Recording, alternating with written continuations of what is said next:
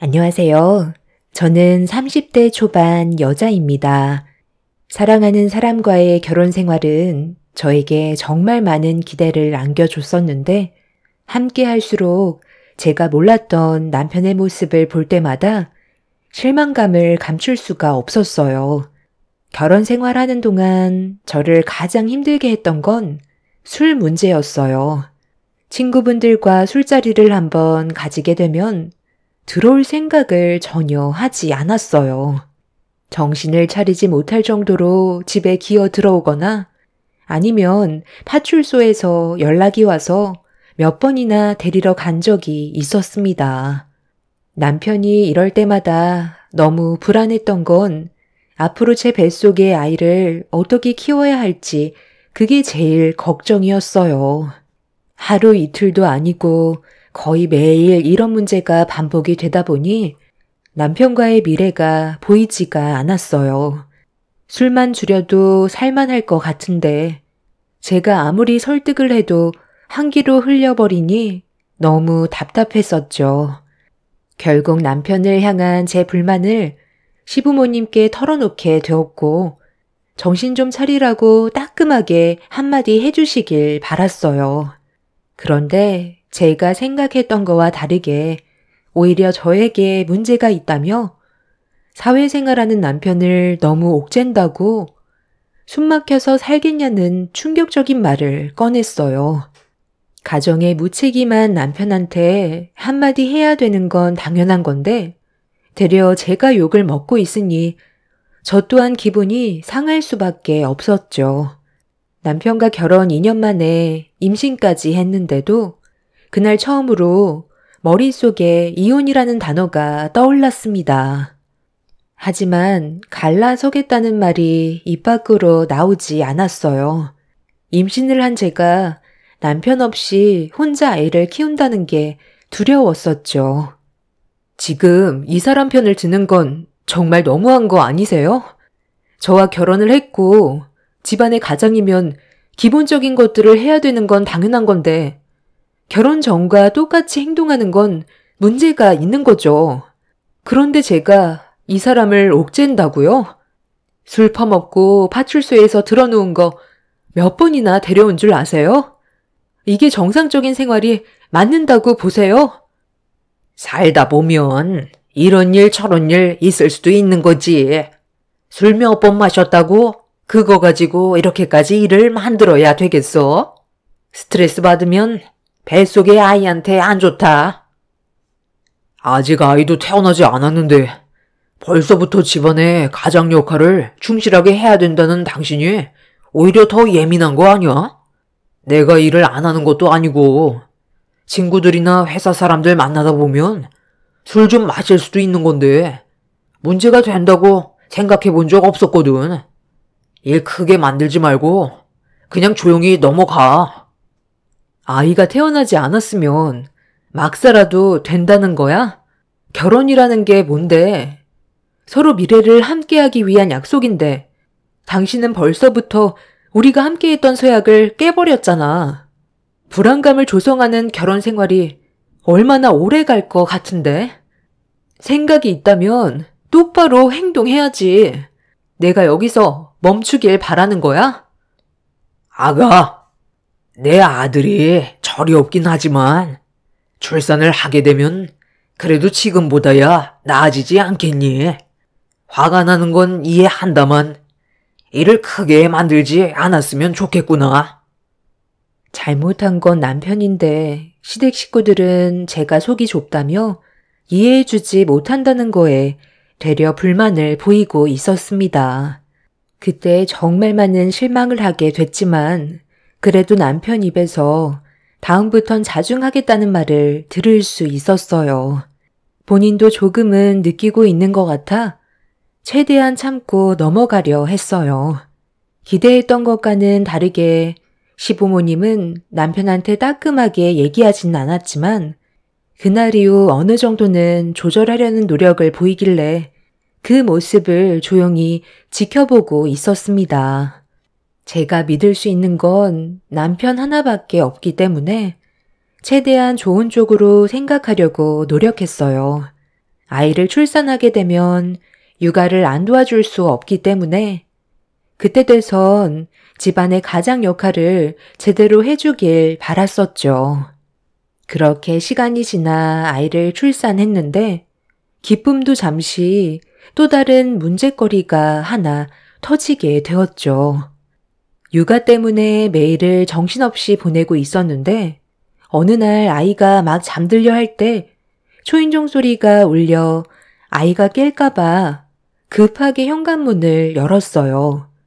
상당히 예민해져 있던 상태라 기분이 좋지 않아 불편한 시선으로 바라보고 있는데 저에게 우편물 하나를 건네주더군요. 본인 확인 후 사인을 부탁하길래 남편의 우편물을 받은 뒤 내용물을 확인해 봤는데 천천히 읽어 내려가는 순간 가슴이 철렁 내려앉았고 제가 알지 못했던 또 다른 문제거리가 눈앞에 펼쳐졌습니다.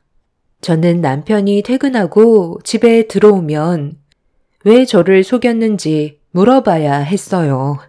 아무리 생각해봐도 저에게 빚이 있다는 걸 속인 건 심각한 일이었죠. 당신, 이리 와서 좀 앉아봐. 이거 오늘 우리 집에 온 우편물이거든? 확인해보고 왜 나를 지금까지 속였는지 설명해야 될 거야. 이건 정말 너무한 거 아니야? 아니, 이 우편물이 왜 당신 손에 있는 거야? 분명 회사로 보내달라고 했는데 전달이 잘 안 됐나? 어차피 이렇게 된 거 전부 다 솔직하게 설명해 줄게. 당신이랑 연애할 당시 결혼을 하고 싶었는데 내가 능력이 없으면 결혼에 대해 고민을 할까봐 우리 부모님이 집을 해주셨다고 거짓말을 했던 거야. 빚이 있다고 얘기하면 결혼을 안 해줄 것 같아서 그건 아예 입 밖으로 꺼내지 않았거든. 그렇게 매달 이자랑 원금이랑 조금씩 갚아 나가고 있었지. 그럼 당신이 받는 월급도 나한테 속였었겠네? 원금이랑 이자 갚는데 진짜 월급이 얼마나 되는지 알게 되면 바로 들통나게 되니까 결혼 전부터 속여왔던 거였어? 그럴 생각은 없었는데 어떻게 하다 보니까 이미 내 월급을 당신한테 속이고 있더라고. 그래도 빚이 2억밖에 안 돼서 조금만 노력하면 갚을 수 있어. 노력하면 갚을 수가 있다고? 내가 봤을 때 당신은 아예 갚을 생각조차 없는 것 같은데? 이 우편물이 왜 날라왔겠어? 그럼 이건 어떻게 설명할 건데? 아파트 담보대출을 받았으면 월급으로 제때 갚아야 되는 게 맞는 건데 당신 월급을 전부 어디에다 사용을 했길래 카드 빚이 2억이나 되는 거야. 더군다나 이자율도 높은 이금융에 대출을 당겨받았었네. 아파트 원금이랑 이자에 넣은 것도 아니고 여기에 적혀있는 2억 대출받은 건 어디에 사용한 거야? 그건 목돈 좀 만들어 보고 싶어서 주식 투자를 좀 했거든. 그런데 손실이 나버려서 카드 빚을 갚는데 허덕이다 보니까 아파트 담보대출을 받은 원금과 이자를 납부하지 못하는 바람에 일이 좀 복잡하게 되어버렸네. 속인 건 정말 미안한데 열심히 일을 해서 갚아 나가면 되니까 너무 걱정하지 마. 내가 다 해결할게. 지금까지 아무 일 없었잖아. 내가 설마 당신이랑 우리 아이 굶기겠어? 생활비는 끊기지 않게 할 테니까 불안해하지 않아도 돼. 이 아파트 부모님이 해주셨다고 거짓말하고 거기에다가 주식 투자하려고 이자율 높은 카드사에 2억이나 대출받아서 전부 다 날려먹었으면서 당신을 믿으라고? 이미 신뢰가 한순간에 무너져 버렸는데 어떻게 믿고 살아갈 수가 있겠어? 준비라곤 전혀 되어 있지 않은 당신 때문에 나랑 우리 아이가 앞으로 불안정한 가정 환경에서 살아야 한다고. 이 문제 당신 부모님도 알아 몰라.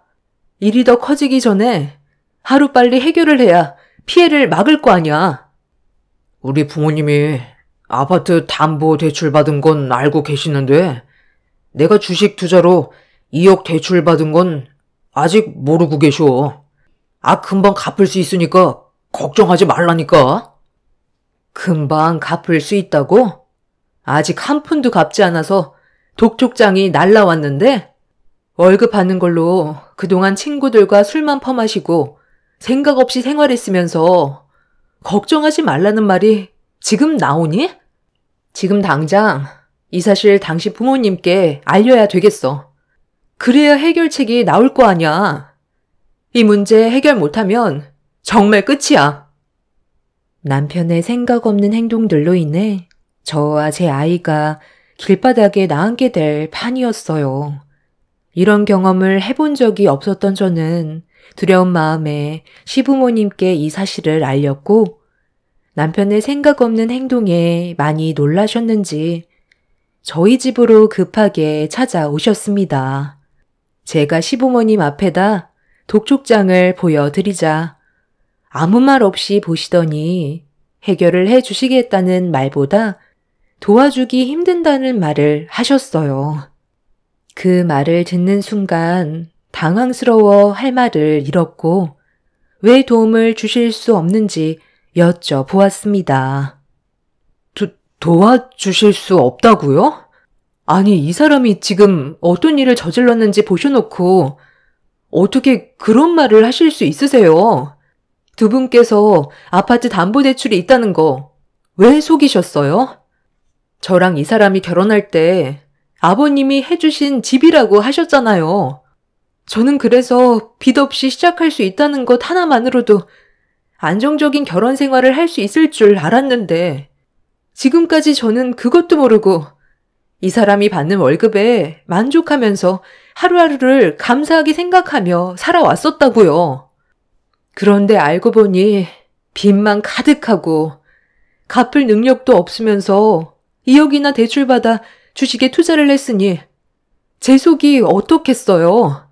이자가 한쪽에서도 아니고 양쪽에서 나오고 있는데 이 사람이 받는 월급으로는 턱도 없다고요. 좋은 직장이 아니더라도 처음 결혼을 마음먹었던 건 그래도 항상 성실해 보이는 모습이 보기 좋아서 결혼을 결심했던 건데 막상 껍데기를 벗겨보니 친구 만나 노는 거 좋아하고 덤으로 조절도 하지 못하는 술까지 퍼마시고 감당할 수 없는 빚까지 있었다는 거에 너무 큰 실망을 했어요. 제가 앞으로 이 사람의 뭐를 믿고 살아가야 하는 거죠? 어떻게 도와주실 수 없다는 말을 아무렇지도 않게 하실 수 있어요? 아니, 돈이 한두 푼도 아니고 어떻게 2억의 빚을 갚아줄 수 있겠니? 우리 집안 형편 너도 모르는 거 아니잖아. 무리해서 빚을 갚는 것보단 급한 불부터 끄는 게 좋을 것 같다. 밀려있는 빚만 해결해주면 되는 거지? 그럼 일단 숨은 쉴 수 있을 거 아니야. 너 이놈 자식, 너는 왜 일을 이 지경까지 만들어서 사람 불편하게 만드니? 다른 건 어느 정도 커버해 줄 수 있었지만 이건 좀 힘들 것 같다. 앞으로 월급 받는 족족 빚만 갚아라. 가드빚이 이자가 높으니까 그것부터 해결하고 아파트 담보대출은 너희들이 맞벌이해서 천천히 갚아 나가면 되잖아. 애는 어린이집에 맡기면 되니까 그게 문제될 건 없잖니? 어차피 너희들이 부부인데 어려운 상황들이 생겼으면 함께 헤쳐나가야지. 인생을 살다 보면 이 정도 일은 아무것도 아니다. 우리는 할 말 끝난 것 같으니까 먼저 일어나도록 하마. 어머님, 제가 왜 이 사람이 벌려놓은 일을 해결해줘야 하는데요? 아이가 세상 밖으로 나온 지 얼마 되지도 않았고 아직까지 수유를 해야 된다고요. 그럼 안사돈한테 도움 좀 요청해봐라. 어린이집 보내고 싶지 않으면 안사돈한테 애 좀 봐달라고 하면 되잖아. 나는 아이를 봐줄 만한 상황이 안 된다. 저희 엄마는 한가한 줄 아세요? 이 문제 해결해주지 못하면 이 사람과는 여기까지 할게요. 차라리 빚 없이 저 혼자 아이 키우는 게 좋겠어요. 내가 앞으로 잘한다니까.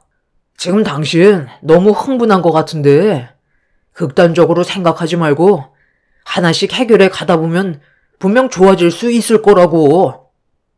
이미 시댁 식구들에게 너무 큰 실망을 하게 된 터라 더는 듣고 싶지가 않았어요. 남편이 저를 속이고 2년 동안 결혼 생활을 유지했다는 거에 너무 화가 났었죠. 아이가 태어난 지 얼마 되지 않아 여러 가지로 남편의 도움이 필요할 거라 생각했었는데 오히려 더 짐처럼 느껴지는 남편의 모습들이 제 결정을 확고하게 만들었습니다. 이혼을 하겠다고 밀어붙이자 남편과 시부모님은 당황했는지 좀 전과는 다른 모습으로 저를 설득시키려 했어요. 하지만 또 다른 무언가가 저에게 상처를 주게 될까봐 그게 두려워 여기서 멈추고 싶었죠. 그런데 남편은 이혼만큼은 하고 싶지 않았는지 시부모님이 돌아가신 다음 저희 엄마한테 전화를 했어요. 그리고 모든 걸 솔직하게 털어놓았고 엄마는 남편의 말에 많이 놀랐는지 늦은 저녁 시간이었는데도 저희 집으로 오셨습니다. 아니, 강서방, 이게 다 무슨 말인가? 그동안 우리를 속이고 지내왔었던 거야? 그 많은 빚을 앞으로 어떻게 감당하려고 그러나? 자네 버는 돈도 많지 않잖아. 장모님, 정말 죄송합니다. 제가 생각이 짧았어요. 앞으로 정신 차리고 살 테니까 이 사람이 이혼하자는 거 좀 막아주세요. 아이도 이제 막 세상 밖으로 나왔는데 제 손이 얼마나 많이 필요하겠어요. 그런데 이혼을 하게 되면 아빠 없는 아이로 자라게 되는 거잖아요. 앞으로 이 사람과 아이를 위해서만 살 테니까 제발 저 좀 도와주시면 안 될까요? 친구도 안 만나고 이제 술도 끊을 테니 한 번만 기회를 주세요. 한 번 정도는 기회를 주실 수 있잖아요. 무릎이라도 꿇겠습니다. 자네가 저지른 일에 대해서는 할 말이 없지? 아파트 담보대출은 이해할 수 있지만 목돈을 만들기 위해 갚지도 못할 2억을 따로 대출받아 주식에 투자하고 모든 걸 탕진한 건 절대로 용서를 받을 수 없는 행동일세. 일단 내 딸과 단둘이 대화 좀 하고 싶으니 자리 좀 비켜주겠나? 무엇보다 내 딸이 자네와 더는 함께 살고 싶지 않다면 나 또한 방법이 없으니 일단 내 딸의 생각은 어떤지 먼저 들어보고 나서 자네와 얘기하도록 하지. 그래, 이제 우리 둘만 남았으니 얘기 좀 해보자. 앞으로 어떻게 할 생각이야? 지금의 상황을 봤을 때 이혼은 불가피할 것 같지만 그래도 무슨 일이든 신중해야 되니까 앞으로의 계획이 어떤지 드러나 보자. 강서방이 100번 잘못을 한 건 맞는데 이제 막 태어난 자기 자식과 떨어지고 싶지 않은 모양이야. 이대로 이혼해도 정말 괜찮겠어? 저 사람이랑 더 살다가는 제가 어떻게 될지도 모르겠어요. 지금 너무 큰 실망을 해서 더 이상 받아주고 싶은 마음도 없어요. 이혼은 확실하게 정했어요. 마지막으로 딱 한 번만 믿어달라는데 그것조차 싫은 거지? 그런데 엄마 입장은 좀 다르거든. 누구나 실수는 할 수 있고 그걸 바로잡을 기회는 줘야 한다고 생각해. 그래서 이번을 마지막으로 기회를 주는 건 어떨 것 같니? 엄마가 도와줄 테니 강서방을 믿고 다시 시작하는 거야. 엄마 믿고 따라와 줄 수 있어? 엄마가 왜 도와줘요? 그럴 필요 없어요. 제가 그동안 같이 살면서 겪어봤지만 절대로 바뀔 수 있는 사람이 아니에요. 기회 같은 것도 줄 필요 없어요. 가정에 충실할 수밖에 없게끔 만들면 되잖아. 너 혼자 아이를 감당하며 키우는 것도 쉬운 문제가 아니야. 엄마랑 아빠도 일이 많이 바쁜 거 너도 알잖니. 엄마는 무슨 생각을 가지고 계신지 남편한테 마지막으로 기회를 한 번 더 주길 원하고 있었어요. 남편의 모든 게 마음에 안 들었지만 바로잡을 수 있을 것 같다는 엄마의 말에 제 아이의 얼굴을 한번 바라본 뒤 어떤 식으로 지금의 상황을 해결해 주실지 저도 궁금해서 엄마의 말을 따르기로 결정하게 되었습니다. 그렇게 저와 엄마의 대화가 끝이 나고 남편이 다시 거실로 나왔을 때 엄마는 종이 한 장을 내밀었어요. 그리고 진지하게 대화를 다시 풀어나가셨죠. 어때? 자네가 손해볼 건 없잖아? 이 정도 각오도 하지 않고 내 딸을 붙잡으려 했던 건 아니지? 강서방 자네가 정말로 내 딸과 아이를 생각한다면 내가 말한 조건 앞에선 조금의 고민도 하지 말아야 되는데 내 뜻을 따르지 않겠다는 걸 보면 방금 한 말들도 전부 거짓이었다는 거네.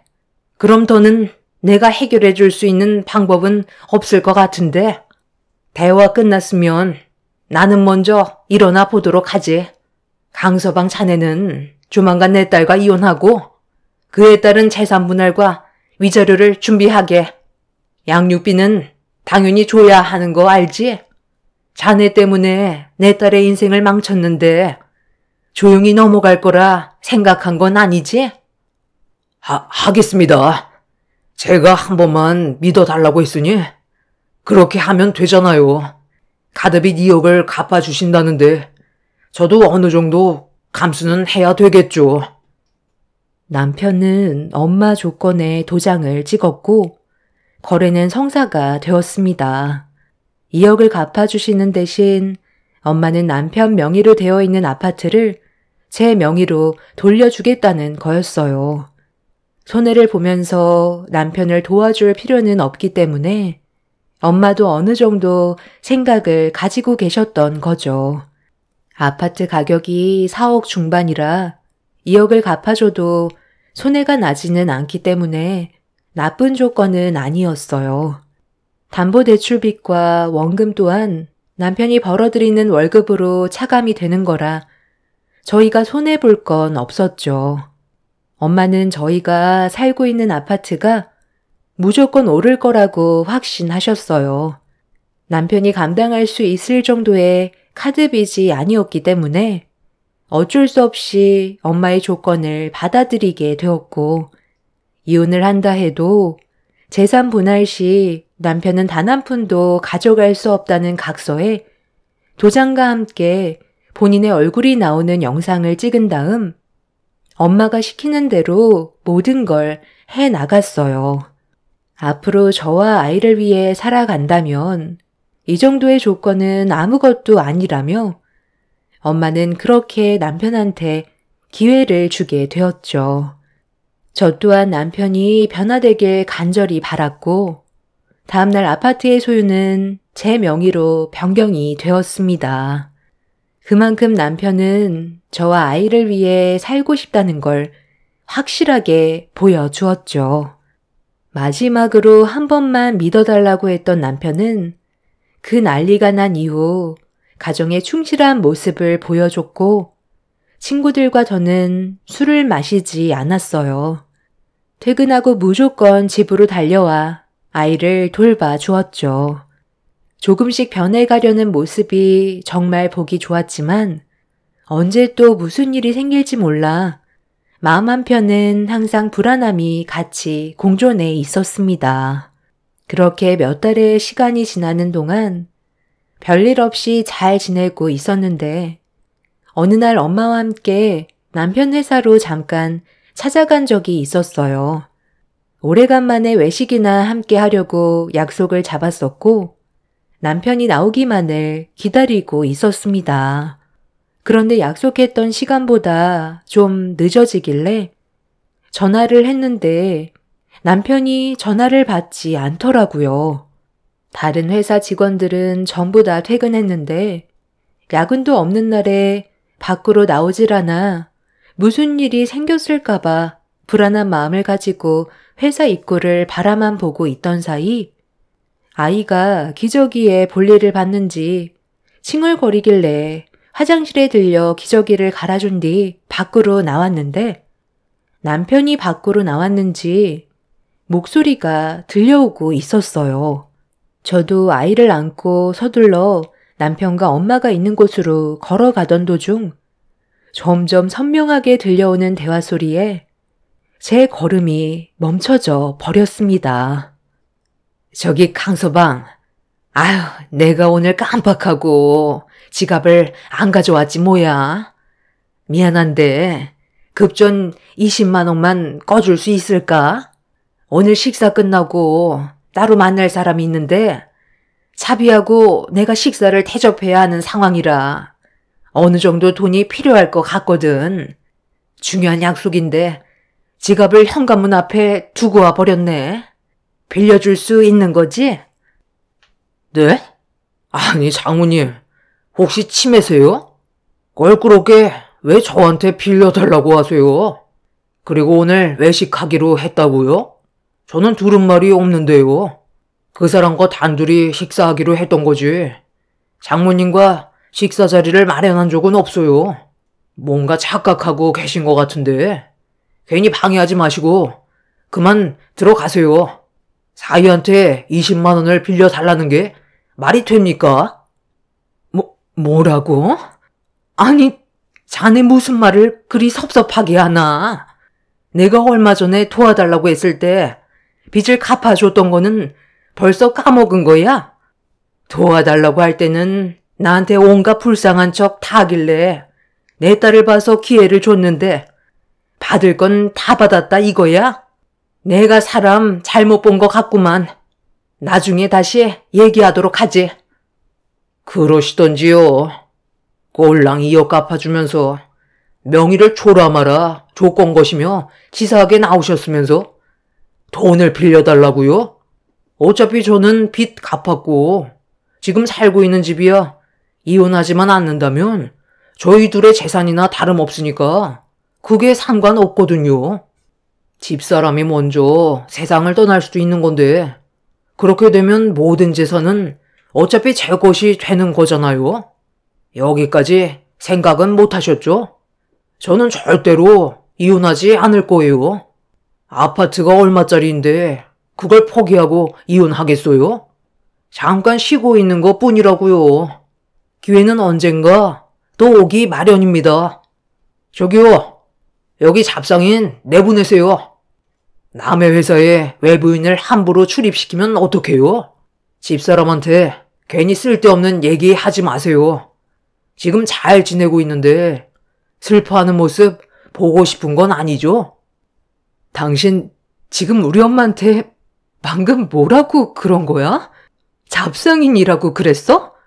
지갑을 안 가지고 오셔서 이따가 약속이 있다고 20만 원 빌려달라고 부탁했는데 왜 빌려줘야 하냐고? 당신이 생각 없이 대출 받은 카드빚 2억을 갚아주셨는데 콜랑 20만 원 때문에 우리 엄마한테 상처를 줘? 원래 이런 사람이었던 거야? 아이, 어디 있다가 나타난 거야? 아니, 나는 오늘 장모님과 같이 식사하는 줄 몰랐는데 갑자기 나타나서 우리 둘이 좋은 시간 보내려 했는데 전부 망쳐버렸잖아. 그래서 기분이 좀 안 좋아서 나도 모르게 좋은 말이 안 나왔던 것 뿐이야. 내가 설마 안 좋은 감정으로 얘기했겠어? 그냥 좀 서운해서 그런 거였다니까.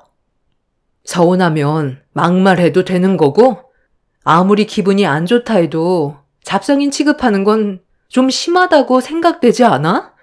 그동안 우리 엄마를 어떻게 보고 있었길래 표정 하나 안 바뀌고 그런 말을 함부로 뱉을 수가 있어. 몇 달간 조용한 듯 싶더니 또 일을 만들어 버리니? 더는 실망할 것도 없을 것 같다. 제가 몸을 돌려 엄마의 손을 잡고 남편의 회사 밖으로 나가려 하자 저를 붙잡은 남편이 업무상 스트레스가 많아서 그랬던 것 같다며 좋게 풀어가려 했지만 이미 기분이 상해버린 저는 남편의 팔을 뿌리쳤어요.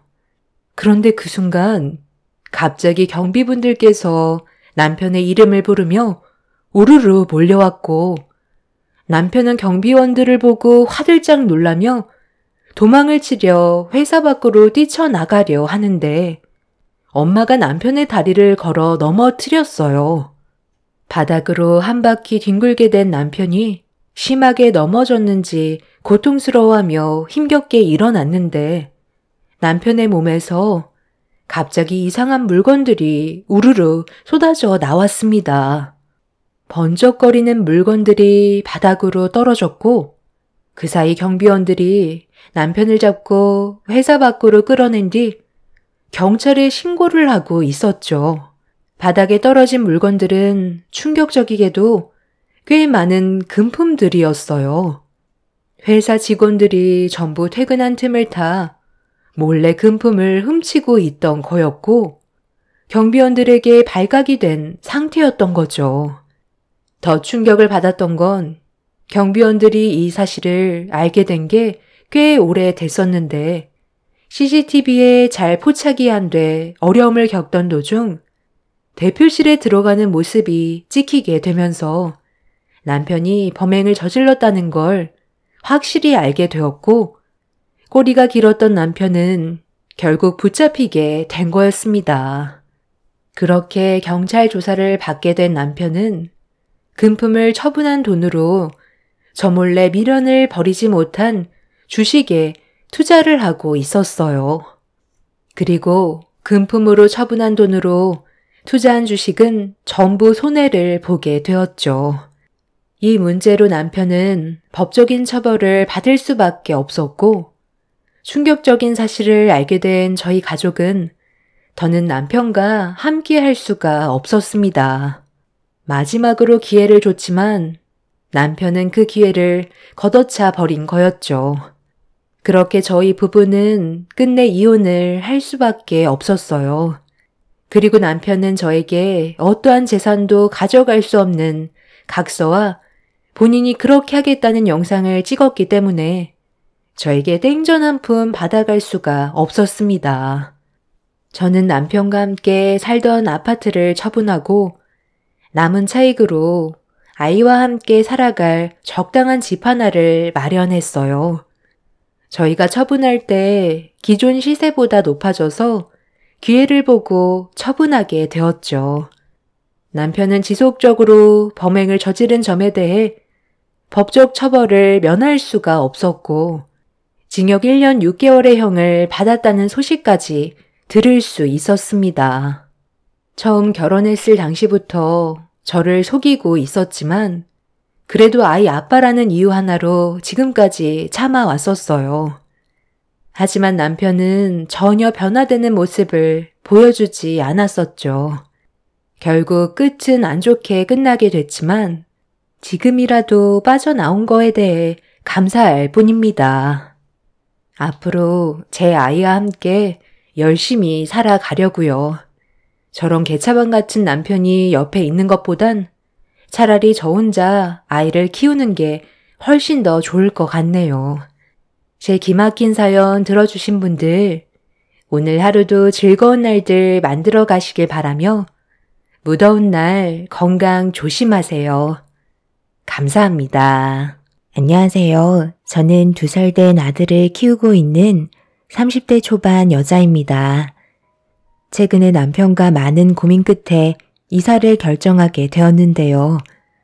아무래도 새로운 지역에서 다시 시작을 하려다 보니 쉽지는 않네요. 하지만 언제까지 그곳에서 머물러 있을 수는 없다 보니 큰 결단을 내리게 되었습니다. 많은 부분을 희생하면서까지 이사를 결심하게 된 이유는 제 위로 3명의 손이 동서들 때문인데요. 제가 임신을 하게 되면서부터 여러 가지로 저에게 불만을 가지고 있었어요.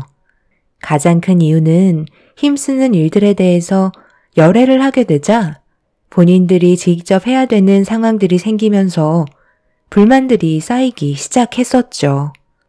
저는 가족들끼리 그런 걸로 문제가 될 거라곤 전혀 생각하지 못했었지만 손윗 동서들은 저와 반대되는 생각을 가지고 있었죠. 그래서 시댁에 모임이 있을 때면 임신한 제가 안정을 취하기 위해 시모가 감싸고 돌면 저에게 많은 질투를 느끼고 있었습니다. 본인들도 임신을 했을 때 시모에게 대우는 다 받았을 텐데 왜 저한테만 유독 안 좋은 시선들을 보내는 건지 이해할 수 없었죠. 그리고 손윗 동서들은 가족들이 옆에 없고 며느리들만 모여 있을 때 저에게 더욱더 심하게 행동하고 있었습니다. 임신했다고 해서 모든 일에 손 놓고 있으면 안 되지. 우리가 똑같은 길을 걸어왔었다는 거 몰라? 막내 동서면 눈치껏 행동할 줄도 알아야 하는 거야. 어머님께서 동서 보고 쉬라고 얘기했다고? 그 말을 그대로 들어서야 되겠어? 우리가 보내는 시선이 어떤 의미였는지 모르는 거 아니잖아. 밖에서 사회생활 안 해본 것도 아니면서 왜 이렇게 눈치가 없는 거야? 임신 초기에는 최대한 몸조심하는 게 좋다고 하셔서 저는 어머님께서 시키시는 대로 한 것밖에 없는걸요. 그리고 방금 눈치를 주셨다고 했는데 저는 그런 걸 전혀 느끼지 못하고 있었어요. 차라리 눈빛으로 무언가를 말하지 마시고 시키실 일 있으면 직접 오셔서 얘기해 주세요.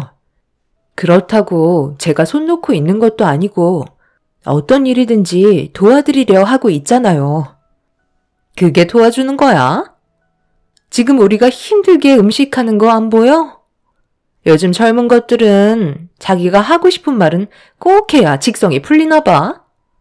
나 때는 불만 같은 거 있어도 속으로 삭혔다고.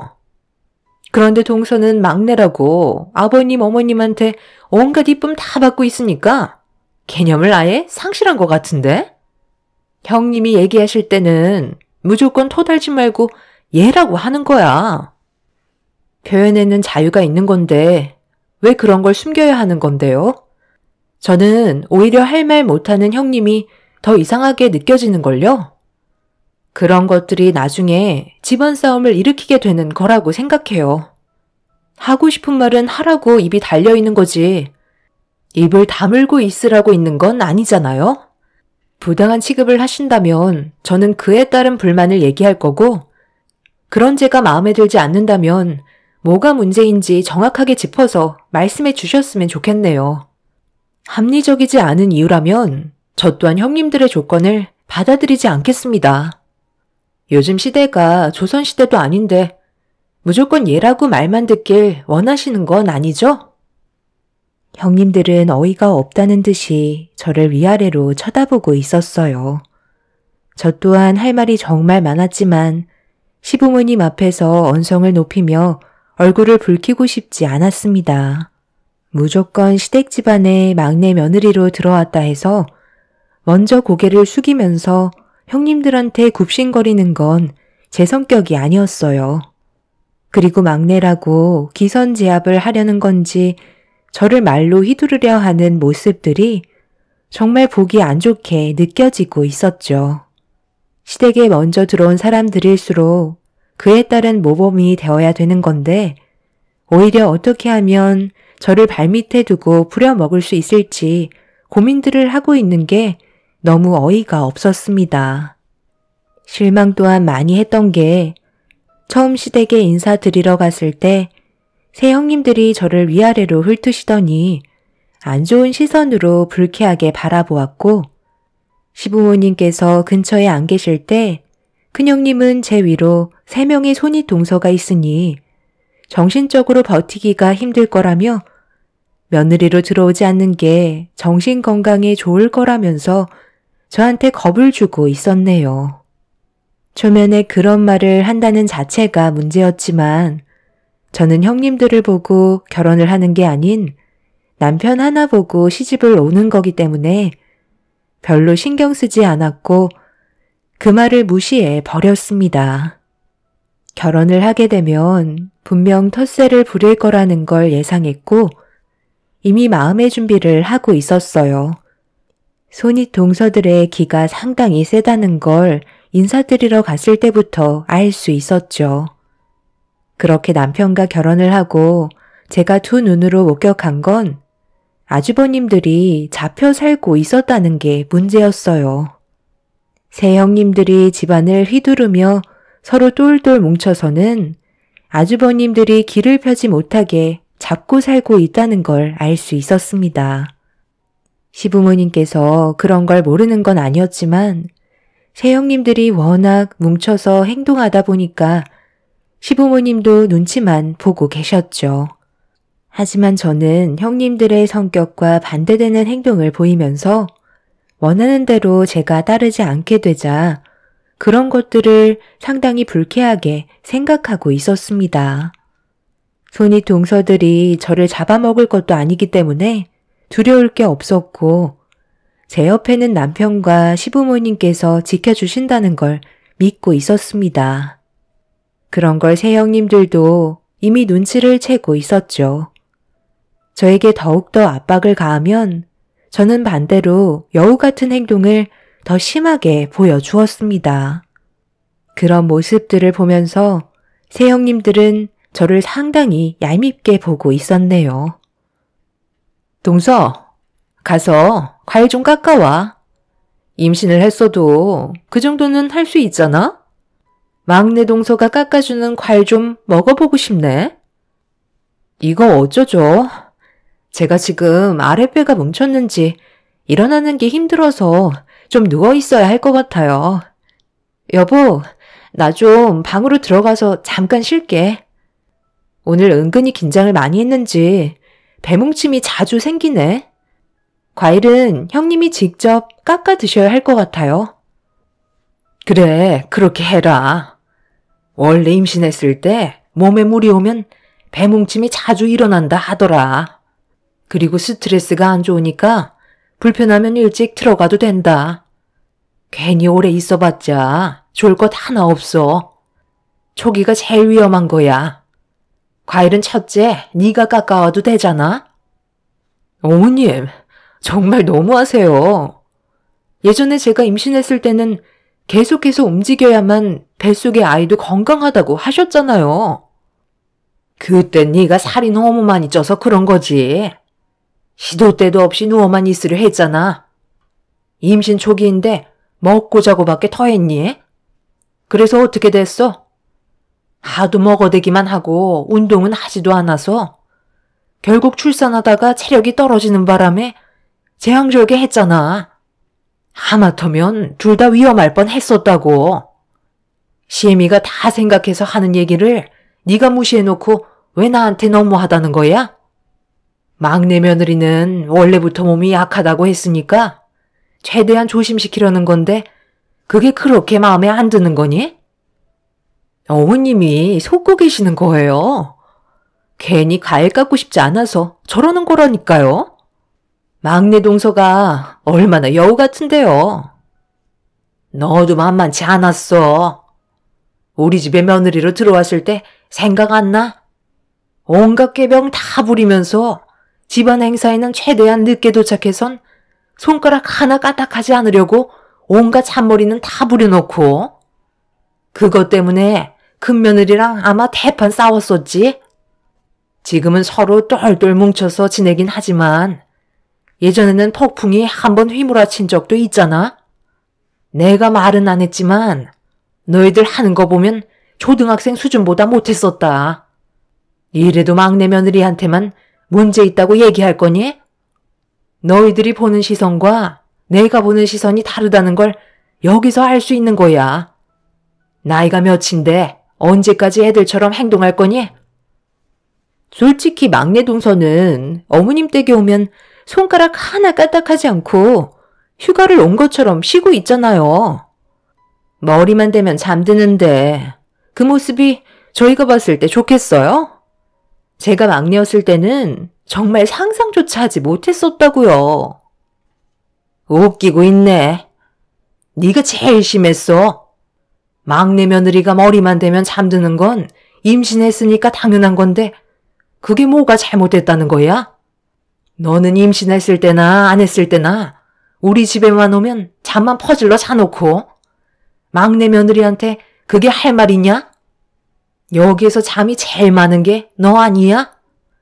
정신없이 밥 먹다가 갑자기 졸았으면서 누가 누구한테 잠이 많다고 하는지 모르겠네. 내가 봤을 때 우리 집안에 들어온 며느리 중에 막내가 제일 정상처럼 보이는데 쓸데없는 걸로 막내 잡을 생각하지 말아라. 새형님들이 하나같이 불만을 꺼내놓으면 시모가 대신해서 저를 막아주고 계셨어요. 정말 감사했었죠. 그런데 형님들의 과거를 들어보면 정말 가관도 아니었습니다. 저와는 비교도 안 될 정도로 엄청난 개성을 가지고 있었죠. 새형님들은 아무 말도 하지 못한 채 방으로 들어가려는 저를 노려보면서 상당한 불만을 가지고 있다는 걸 알 수 있었어요. 형님들이 원하는 방향대로 제가 따라가게 되면 이용만 당하게 되고 저를 만만하게 생각할 것 같아 확실하게 제 입지를 다지는 게 좋을 거라 판단했었습니다. 남편은 과일이 올라가 있는 접시를 가지고 방으로 들어오더니 저를 걱정하고 있었어요. 남편은 이미 새 형님들의 성격들이 어느 정도인지 대충 파악을 하고 있었기 때문에 혹시라도 저에게 피해가 올까봐 걱정을 하고 있었습니다. 저도 임신을 한 몸이었기 때문에 걱정이 되긴 했었지만 그래도 끌려다닐 마음은 전혀 없었네요. 그렇게 부산했던 토요일이 지나고 일요일 아침에 저도 묵묵히 형님들 옆에서 일손을 도우며 식사 준비를 하고 있었는데 셋째 형님이 저에게 국자 하나와 그릇을 내어주더라고요. 그리곤 뒷마당에 가서 된장 좀 퍼오라고 시켰죠.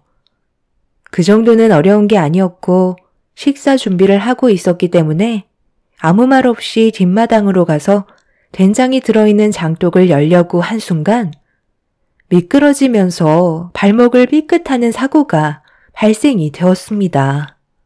바닥을 자세히 보니 무언가 알 수 없는 미끄러운 게 바닥에 묻어 있었어요. 냄새를 맡아보는 순간 기름이라는 걸 알 수 있었고 제가 힘겹게 일어나 현관문을 열고 들어가자 넘어지면서 흙투성이가 된 모습을 마주하게 된 남편이 어떻게 된 거냐며 경악을 하고 있었습니다. 이미 발목은 심하게 부어있는 상태였고 당장 병원으로 가봐야겠다며 저를 급하게 업었는데 주방에서 새형님들이 저를 째려보면서 아주 얄미운 미소를 띠고 있더라고요. 그때 확실하게 알 수 있었고 시부모님께서는 저와 뱃속의 아이를 걱정하고 계셨습니다. 그렇게 남편의 도움으로 병원에 도착해서 치료를 받게 되었는데요. 다행히 뼈에는 이상이 없고 인대가 늘어나서 한동안 깁스를 해야 되는 상태였습니다. 그렇게 다시 시댁으로 돌아왔는데 발목에 깁스를 한 모습을 본 시부모님께서는 걱정을 많이 하셨지만 새 형님들은 달랐습니다. 그러니까 항상 조심해야지. 임신했다는 걸 착각이라도 했던 거야? 어떻게 거기에서 넘어질 수가 있는 거지? 제가 일부러 넘어졌다는 건가요? 셋째 형님이 된장 좀 퍼오라고 시켰잖아요. 그런데 장독대 앞에 기름칠이 칠해져 있었다고요. 어머, 그래서 지금 그걸 내 탓으로 돌리는 거야? 그런 건 동서가 조심했어야지. 괜히 일하기 싫어서 핑계 대는 건 아니고? 그렇잖아도 내가 가봤는데 넘어질 만한 건 아무것도 없던데? 된장 좀 퍼오라는 게 그렇게 싫었어? 이참에 일부러 넘어져서 앞으로 손가락 하나 까딱하지 않겠다는 거잖아. 동서가 말했던 기름은 조금도 찾아볼 수가 없던데? 내 말이 틀렸으면 가서 직접 확인해 보라고. 어머님, 막내 동서가 임신 핑계론 한계가 있으니까 일부러 발목까지 접질린 거라고요. 혹시 알아요? 발목 접질린 것도 거짓일지도 모르죠. 서방님이랑 둘이서 짜고 친 연기인지 우리가 알 수 없는 거잖아요. 저는 셋째 형님의 말에 너무 어이가 없어서 남편에게 당장 뒷마당으로 가달라고 부탁했어요. 그렇게 온 가족 모두가 뒷마당으로 가게 되었는데 장독 앞에는 충격적이게도 바닥에 기름칠은 전혀 되어 있지 않았고 조금도 미끄러질 수 없이 깨끗하게 되어 있었습니다. 분명 새형님들이 바닥에 묻어있던 기름을 지웠다는 걸 저는 확실하게 알 수 있었죠. 셋째 형님은 더욱더 큰 소리치면서 자기를 이상한 사람으로 몰아갔다며 그동안 저에게 쌓였던 불만들을 한꺼번에 쏟아내기 시작했어요. 당연히 남편과 시부모님은 저를 믿어주셨지만 새 형님들은 계속해서 저를 압박해 나가고 있었죠. 어머님, 이래도 막내 동서 편만 들어주실 거예요? 이거 봐봐요. 얼마나 여우 같은 짓을 하고 있어요. 제가 봤을 때 동서를 계속해서 이런 식으로 풀어주면 나중에는 저희 머리 위로 기어오를 거라니까요. 확실하게 혼 좀 내주세요. 제가 왜 이런 걸로 쓸데없이 거짓말을 하겠어요. 형님들이 저를 그동안 안 좋게 생각해서 일부러 골탕 먹이려고 계획한 거 모를 줄 알아요? 그리고 정말 웃긴 게 장독 앞에만 깨끗하게 청소를 하셨네요. 이왕 하시는 거 주변까지 깔끔하게 청소를 하셔야지 의심이 안 가죠.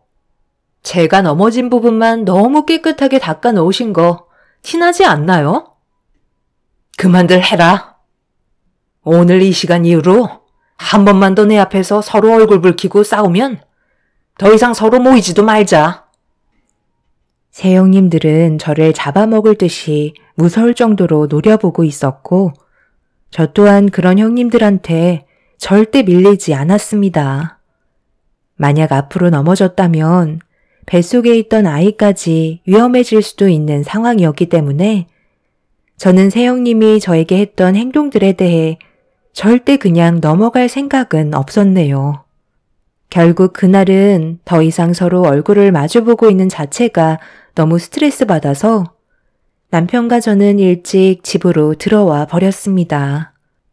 남편은 앞으로 또 이런 일이 발생될까봐 걱정을 하고 있었지만 저는 받은 만큼 돌려줘야 직성이 풀리는 성격이라 많은 고민에 빠지게 되었습니다. 그냥 넘어간다면 본인들이 이겼다고 생각하면서 저를 더 막대할 것 같았거든요. 그렇게 저는 또 다른 계획을 세웠고 다음번에 시댁에 가게 됐을 때 새 형님들의 실체를 꼭 밝혀내길 결심하게 되었죠. 몇 달의 시간 동안 저는 꾸준하게 치료를 받으면서 다쳤던 발목을 다시 회복시켰고 다가온 명절에 정상적으로 걸어서 시댁으로 들어갈 수 있게 되었어요. 이미 새 형님들은 뭐가 그리 좋은지 주방에서 웃고 떠들면서 음식 준비에 한창이었어요. 시부모님께서는 저희 부부를 반갑게 맞아주셨고 저는 남편과 함께 방에 들어가 짐을 풀고 거실로 나왔습니다. 형님들은 저를 보자마자 침묵을 유지하면서 음식을 준비하고 있었는데 둘째 형님이 저보고 가까이 오라며 손짓을 하고 있었네요. 그리곤 임신한 귀한 몸이니 최대한 편하게 음식 준비해야 되지 않겠냐며 재료 손질을 하라고 마늘과 양파를 한 무더기 안겨주었고 새 형님들의 눈에 안 보이는 곳에서 손질하라며 주방에서 내쫓았습니다. 거기까지는 참을만 했어요. 몇 달 만에 시댁에 온 거기 때문에 들어오자마자 얼굴 붉히고 싶지 않았습니다. 그렇게 거실로 나와 마늘과 양파를 다듬고 있는데 눈이 맵긴 했지만 참을만 했고 제가 혼자서 재료 손질을 하고 있자 시부모님과 남편이 옆에서 일손을 도와주었네요. 그런데 그 모습을 보고 있던 첫째 형님이 뭐가 또 불만인지 시모께 재료 손질 도와주었다고 짜증 섞인 목소리로 시모한테 화를 내기 시작했어요. 하지만 시모는 아무런 반응도 하지 않고 묵묵히 재료 손질을 하셨네요. 첫째 형님은 저를 도와주고 있다는 걸 마음에 들어하지 않았는지 계속해서 궁시렁거리며 형님들과 험담을 하고 있었습니다. 안 좋은 말들이 거실에까지 들려오자 남편이 참다 못했는지 자리에서 일어나 주방으로 들어가려 하길래 남편의 손을 잡으며 일단 참으라고 신호를 주었습니다. 시부모님께서는 한 가족이 되었으면 서로 헐뜯지 말고 잘 지내야 하는데 어떻게 다들 똑같을 수 있는지 이해할 수 없다며 저를 보면서 고생이 많다고 한숨을 쉬셨습니다. 그렇게 또다시 시작된 안 좋은 감정들을 가지고 설 명절을 보내고 있는데 모두가 한자리에 앉아 얼굴을 마주보며 식사를 하고 있던 그때 밥상 앞에서 셋째 형님의 한마디가 엄청난 파장을 불러 일으켰습니다. 어머님, 이제 막내 동서도 안정기에 접어들었으니까 일 좀 시켜도 되죠? 그때는 최대한 안정을 취해야 된다고 하셨는데 지금은 그렇게 하지 않아도 되잖아요. 저 임신했을 때 이 정도까지는 아니었다고요. 오늘은 동서도 똑같이 일을 시켜야 되겠어요. 그리고 어머님이 동서를 너무 감싸고 돌수록 저희는 어머님한테도 안 좋은 감정이 생길 수밖에 없다고요.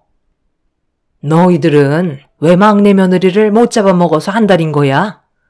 텃세 부리는 것도 정도껏 해야지. 언제까지 이런 식으로 나올 건데? 지금까지 버릇없이 했던 행동들에 대해 전부 머리 숙여 사과하고 그리고 우리가 시키는 거 토달지 않고 무조건 받아들여야 평화가 찾아올 것 같은데요. 생각해보세요. 저희는 셋이서 똘똘 뭉쳐 지내는데 막내 동서만 차별을 한다는 건 그만큼 저희와 동서 사이에 문제가 있다는 거 아닐까요? 어느 쪽이 잘못된 것 같으세요? 동서가 저희 집 식구가 되기 전에는 어땠는데요? 평화롭지 않았나요? 그런데 지금 집안 꼴을 보세요. 동서 하나 잘못 들어와서 집안이 말이 아니에요. 스트레스는 또 얼마나 많이 받는 줄 아세요? 어머님이 확실하게 중심을 잡고 막내 동서를 잡아주셔야 저희가 교육을 똑바로 시킬 수 있는 거라고요. 계속 이런 식으로 갈 건 아니죠? 누가 더 많은 피해를 볼 것 같으세요? 제가 봤을 때 저만 정상이고 형님들이 비정상 같은데요. 그 말에 책임들 질 수 있으세요? 뭘 믿고 그리 자신만만하신 거예요? 어머, 동서, 지금 말 다 했어? 어디서 형편없는 집안이 굴러 들어와 놓고 지금 우리 보고 비정상이라는 말이 나와? 나랑 한번 해보자는 거야? 막내면 막내같이 굴어야지. 어디서 맏며느리로 행동하려 들고 있어? 동서가 이래서 혼나는 거야. 셋째 형님은 시부모님 보는 앞에서 자기 앞에 있던 국그릇을 제 얼굴에 던져 부어버렸어요. 다행히 대화를 주고받는 동안 어느 정도 식었는지 크게 뜨거운 건 아니었지만 저희 엄마가 명절날 시댁에 인사드릴 때 입고 가라고 사주셨던 인부복이 전부 다 망쳐버리자 더 이상 새형님들을 사람으로 상대하는 건 안 될 것 같아 숟가락을 든 뒤 새형님들한테 나이를 먹었으면 어른답게 행동 좀 하라고 한 대씩 쥐어 막으려는 순간 시모가 제 숟가락을 뺏으시더니 직접 형님들을 훈계하셨네요. 새 형님들의 머리를 강타한 순간 숟가락은 휘어졌고 머리를 맞아서 고통스러운지 비명을 지르며 뭐 하시는 거냐고 소리를 지르고 있는데 남편이 밥상 위에 캠코더를 올렸습니다. 순간적으로 정적이 흐르더니 모두들 캠코더에 집중을 했고 저는 오늘만큼은 조용히 넘어가고 싶었지만 형님들이 시부모님 앞에서 보인 행동들과 제가 받았던 상처에 대해 그냥 넘어갈 수 없을 것 같다며 재생 버튼을 눌렀습니다. 그리고 잠시 뒤 캠코더의 화면에 새형님이 나오는 순간 셋 다 모두 경악을 하고 말았네요. 이번 명절에 버릇없는 막내 동서를 아주 골로 가게 만들어야 되겠어. 함께 동참해 줄 수 있는 거지? 그런데 이건 너무 위험하지 않아요? 그러다 정말 큰일이라도 나면 어쩌려고 그래요. 저번에도 솔직히 너무 위험했었다고요. 다행히 뒤로 넘어져서 발목만 다친 거지. 앞으로 넘어졌다면 유산됐을 수도 있었다고요. 그런데 방금 형님이 말한 계획은 그때보다 더 큰 문제를 일으킬 게 뻔한데 꼭 이렇게까지 해야 돼요? 나중에 저희한테 무슨 문제라도 생기면 어쩌려고요. 저는 너무 걱정이 돼서 이번 일은 함께하지 못할 것 같아요. 형님이 막내 동서를 얼마나 마음에 안 들어 하는지는 알겠는데요. 만약에 이런 계획이 저희가 했다는 게 밝혀지기라도 한다면 그땐 오히려 저희 앞날에 문제가 생기는 거잖아요.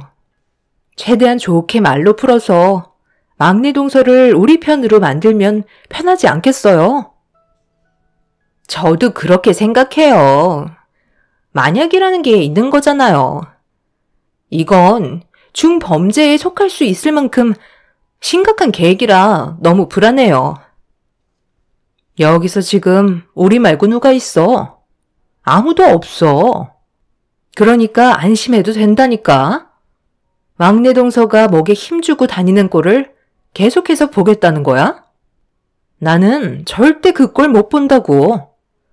내가 왜 이번 여행 계획을 세웠는데 절대 우리가 했다는 걸 모르게 철저하게 준비할 거라니까.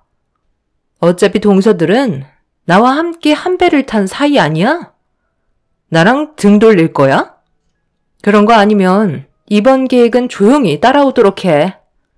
일단 셋째 동서가 함께 모여 밥을 먹을 때 분위기를 안 좋게 만들어. 그럼 내가 그 분위기를 더욱더 고조시키다가 몸싸움을 벌일 거고, 둘째 네가 나한테 갑자기 화를 내면서 그만하라고 소리를 지르는 거야. 그 다음에 동서를 데리고 바람 좀 쐬고 오겠다면서 밖으로 나가서 뒷마당 산책길로 함께 걸어가. 최대한 긴장을 풀어줄 수 있는 말들로 상황을 만들어 가다가 내가 설치해두었던 목적지까지 끌고 가는 거야. 그리고 막내 동서가 그걸 밟는 순간 우리의 계획은 마무리가 되는 거라고. 엄청난 고통이 뒤따르겠지만 증거도 없을 뿐더러 느낌적으로만 인지하고 있겠지. 결국 알아서 고개를 숙이게 될 거고 앞으로 저런 꼴도 보기 싫은 모습은 두 번 다시 안 봐도 되는 거라고. 시부모님은 새 동서의 계획에 엄청난 충격을 받게 되셨고 말도 안 되는 일들이 눈앞에 펼쳐지려는 준비를 하고 있었다는 거에 입을 다물지 못하고 계셨어요. 그런데 갑자기 첫째 형님이 손을 부들부들 떨더니 옆에 앉아있던 큰 시숙의 뺨에 손을 올려 붙였습니다. 둘째, 셋째 형님은 그 자리에 털썩 주저앉았고 첫째 형님은 큰 시숙한테 어떻게 된 거냐며 소리치고 있었네요. 첫째 형님이 큰 시숙의 뺨에 손을 올려 붙인 이유는 캠코더에 찍혀있던 모습을 담은 사람이 큰 시숙이었어요. 막내 동생인 저희 남편과 제가 불행해지는 모습을 보고 싶지 않았는지 저희만 빼고 새 형님의 집안끼리 여행을 갔을 때 이런 계획을 듣게 된 큰 시숙이 캠코더로 전부 다 촬영해 놓으셨던 거네요. 시숙은 첫째 형님 몰래 저희 집으로 찾아와 캠코더를 건네주시면서 도저히 함께 살아갈 수 없을 것 같다며 결혼 생활에 대해 후회를 하셨어요. 저희는 정말 큰일을 당할 뻔했지만 큰 시숙의 옳은 결정에 사고를 면할 수가 있었죠. 시부는 그 자리에서 경찰에 신고를 하게 되었고 캠코더에 찍혀있는 내용대로 뒷마당에 연결되어 있는 산책로를 걸어가 목적지에 도착을 하니 동물을 잡는 덫이 설치되어 있었습니다. 제가 그걸 밟게 된다면 아마 제 발목에는 평생 장애가 생기게 되는 순간이었죠.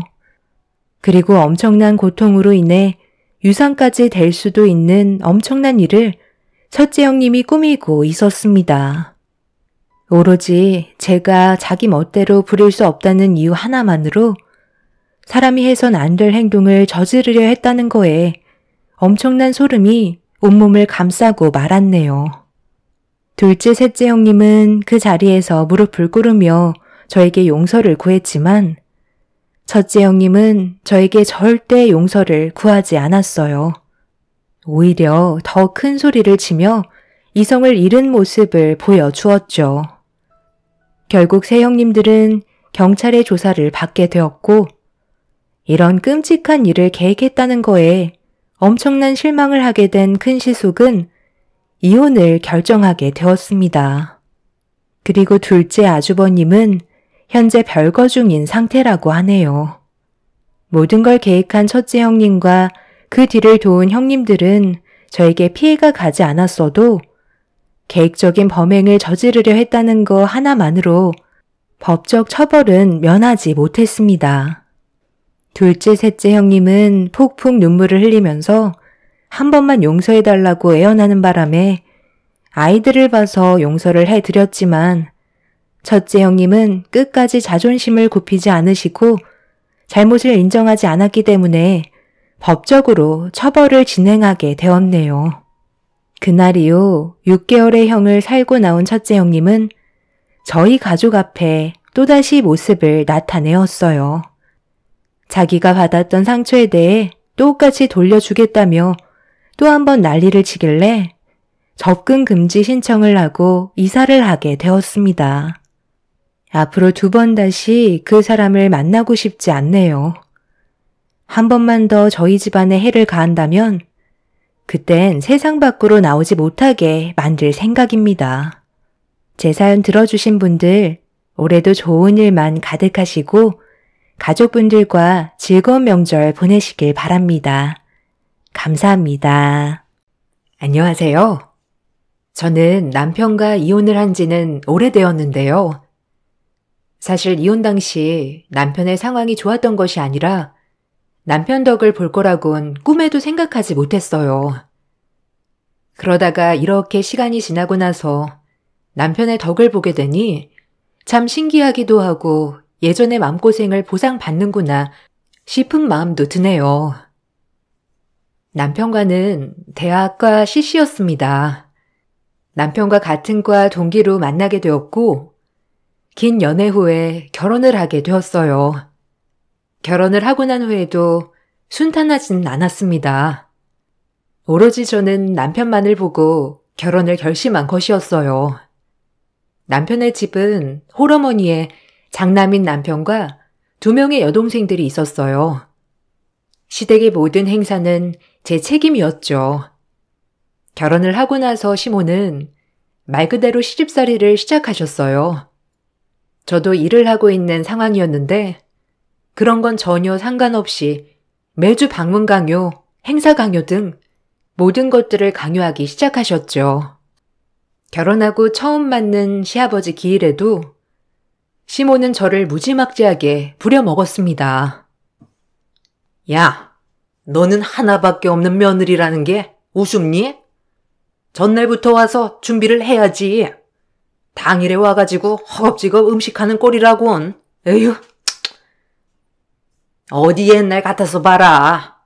욕 처먹고도 남았을 일인데 내가 이렇게 마음이 넓어서 다 이해하는 거다.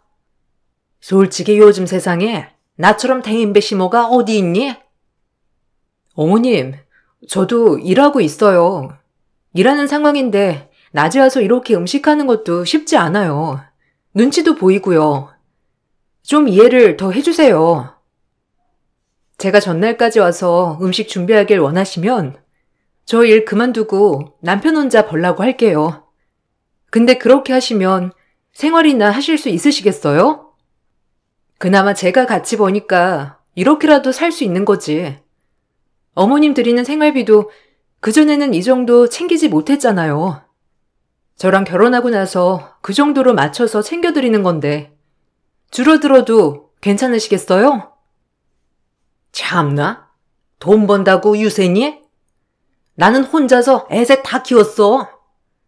남편 벌이가 많지 않으면 옆에서 기죽지 않게 기 살려줘야지. 너는 너무 드세다, 드세.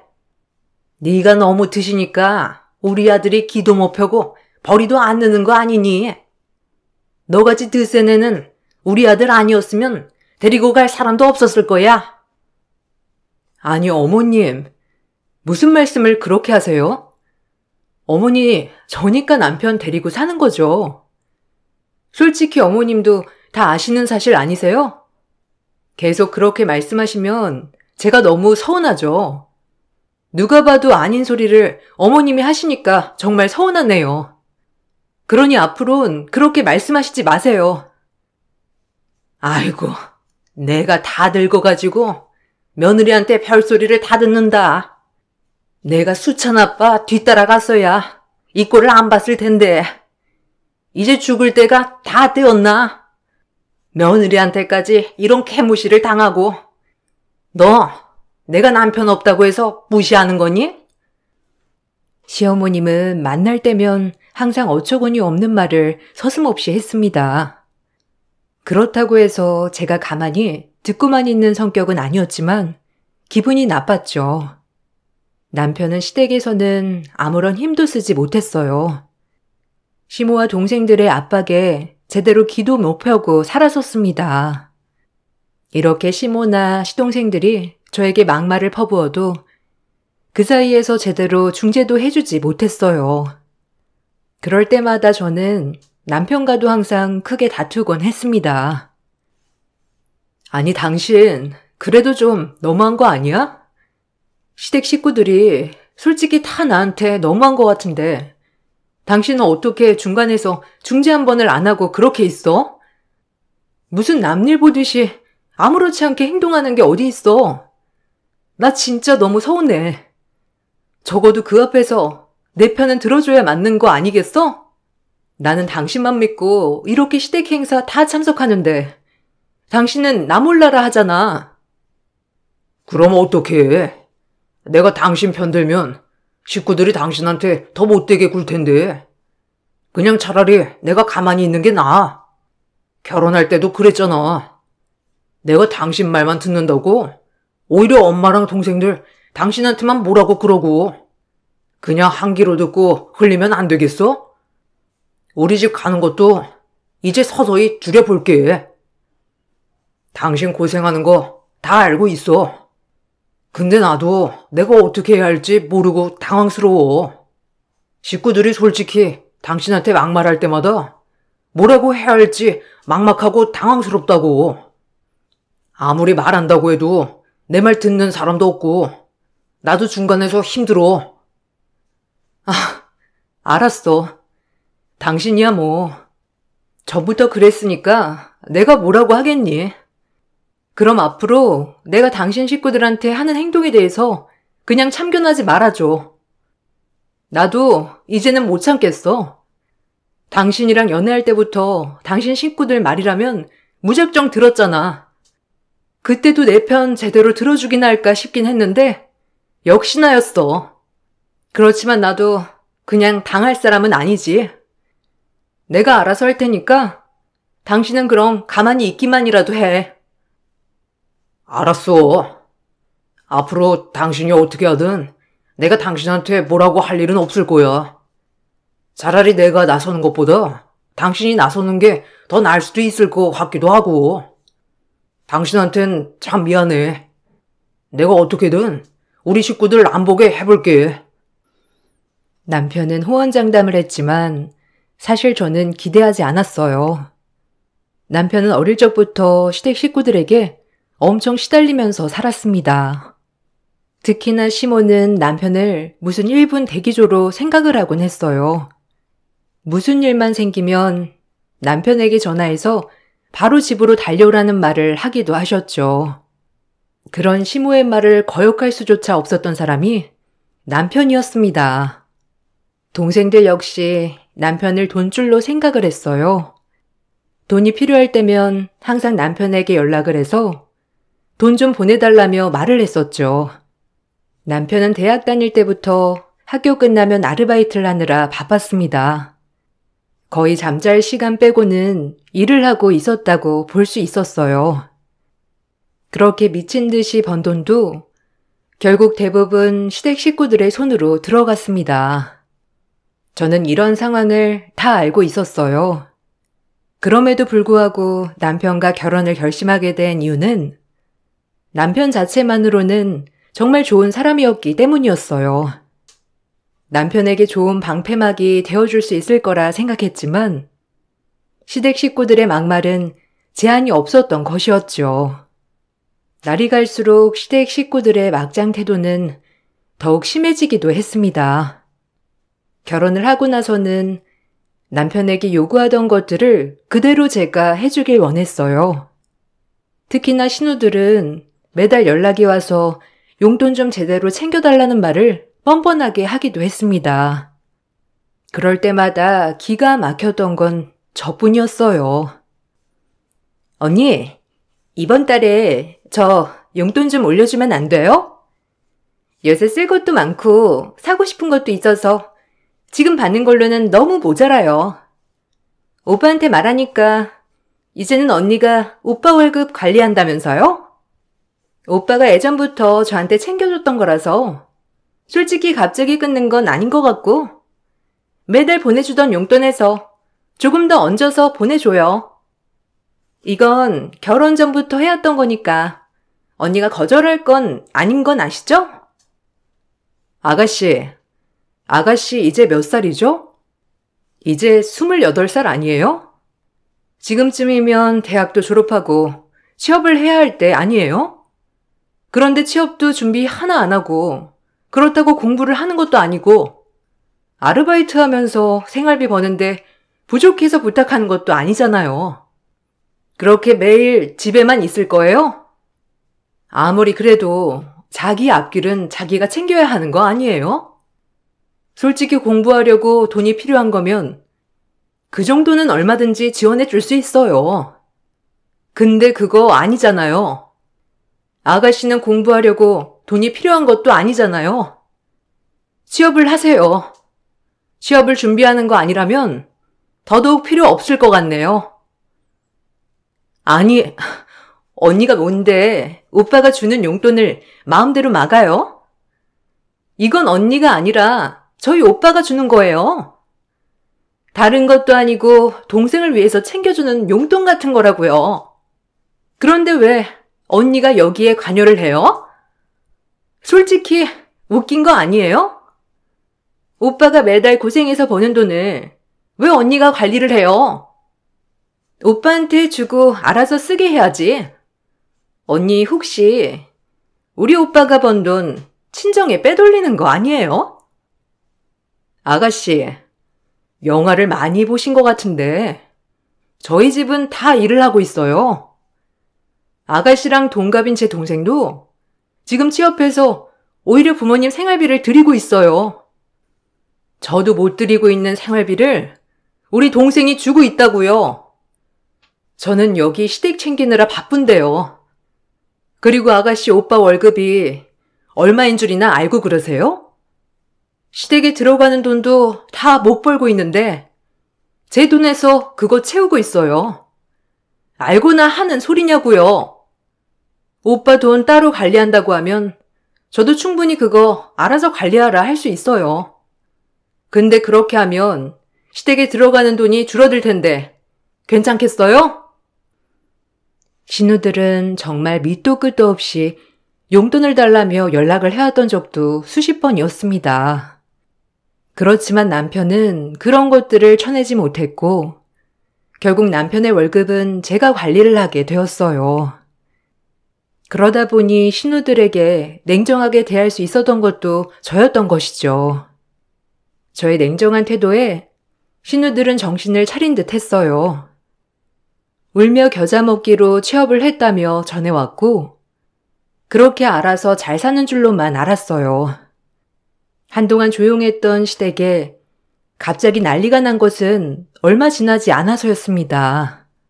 신우들이 집을 나가버렸다는 소리와 함께 남편은 저에게 울며불며 하소연을 하기 시작했죠. 무슨 일인지 알아봤더니 신우들이 일을 다닌다던 곳은 회사가 아닌 대출을 받아 자신들의 가게를 열었던 것이었어요. 근데 6개월도 되지 않아 망했던 거죠.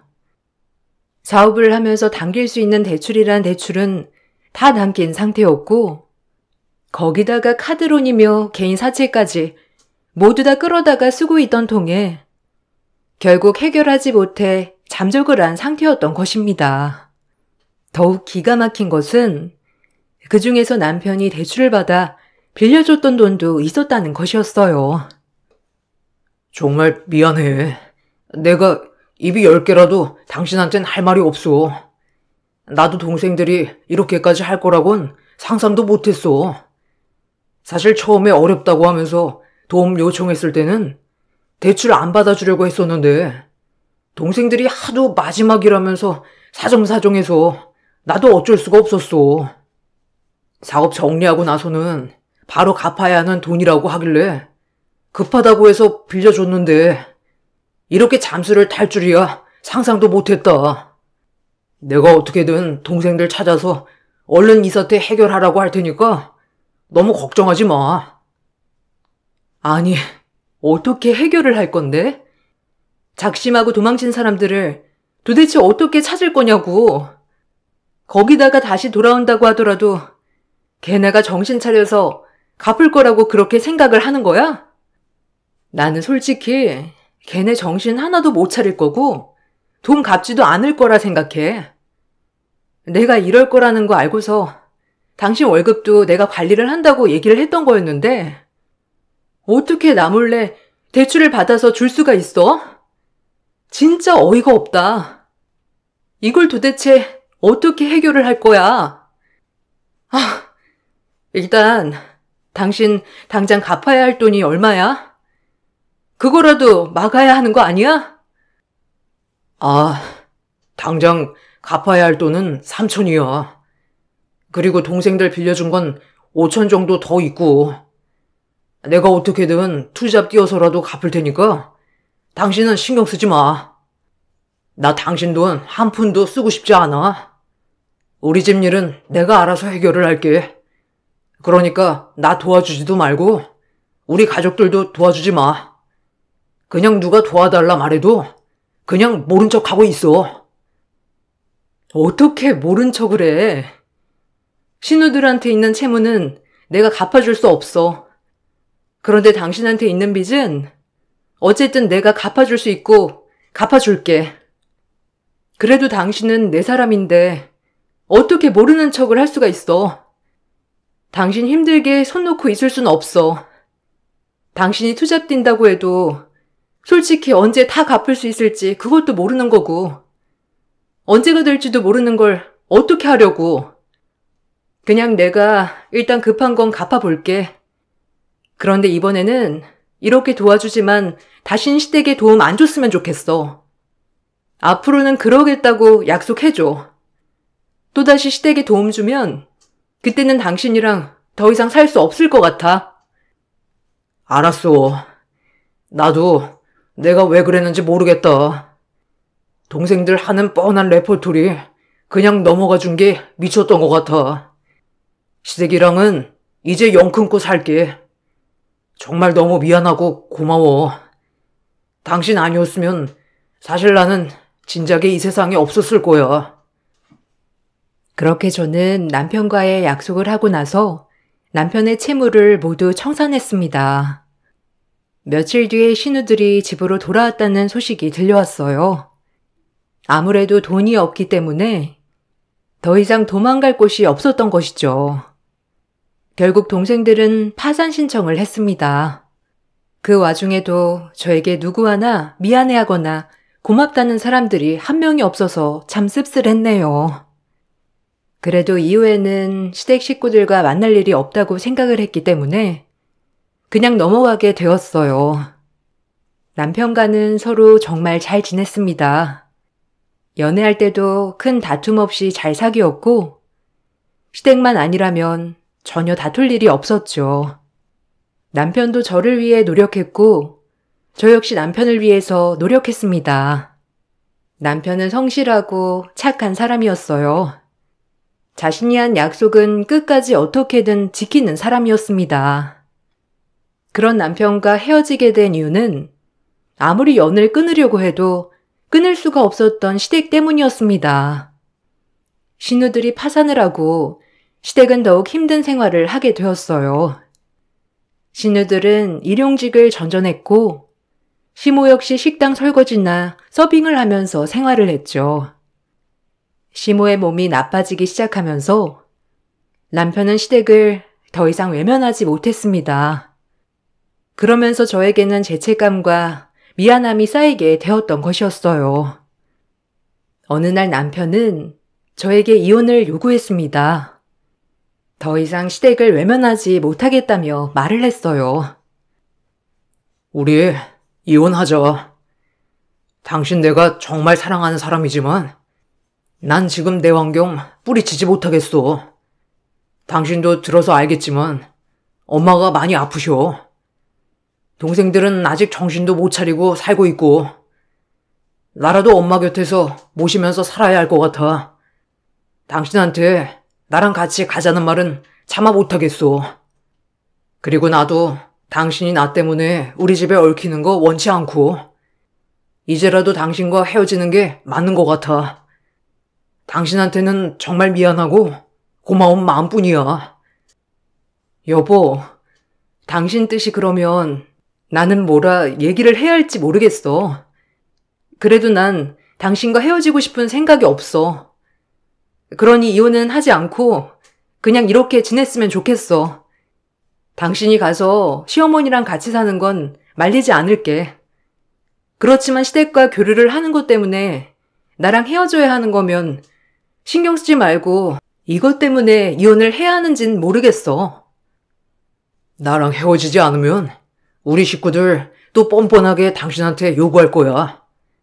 우리 엄마 모시거나 아니면 돈 달라고. 무작정 요구하고 찾아올 텐데 사실 내가 든든한 방패막이 되어주지 못할 것도 뻔하고. 솔직히 나는 우리 집이 힘든 것보다 당신이 힘든 게 더 마음이 아프고 힘들어. 당신은 나한테 정말 소중하고 고마운 사람인데 나 때문에 힘들어진다고 하면 난 참을 수 없을 것 같아. 이렇게 내가 부탁할게. 우리 이혼하자. 남편은 자신의 가족들을 도저히 외면할 수 없다면서 저에게 이혼을 요구했고 시댁으로 들어갔습니다. 남편의 생각이 정말 완고했기도 했지만 저 역시 그동안의 세월 동안 힘든 점들이 많았기 때문에 결국 합의하에 이혼을 하게 되었어요. 이혼 후 저는 지금까지 쌓은 경력으로 사업을 시작했죠. 사업을 시작하고 나서는 일도 잘 풀리고 전보다 몇 배는 더 되는 수입을 벌게 되었어요.